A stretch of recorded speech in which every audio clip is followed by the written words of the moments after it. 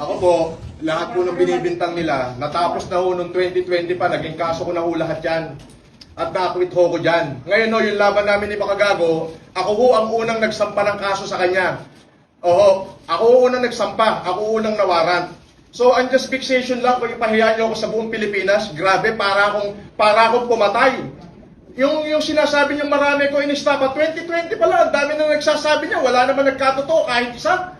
Tapos papahiyain niyo ako, national TV, ng ganito, na kesyo ako daw ay nagmura kay ganito. Merong dahilan ho yun kung bakit ako nakapagsalita ng hindi maganda sa isang general. Iyak! Tanga ka! Iyak! Wala, meron nung dahilan yun. Pero ang totoo niyan, ang justification lang, ipinahiyaan niyo buong Pilipinas na ganito, grabe. Mas mabigat yung kinaso ko sa'yo, hintay mo warrant mo. Deserve mo yan, deserve. Baho mo. Buti nga sa'yo! Dinamay-damay mo ako! Lampas mo pa. Ayan, protesting.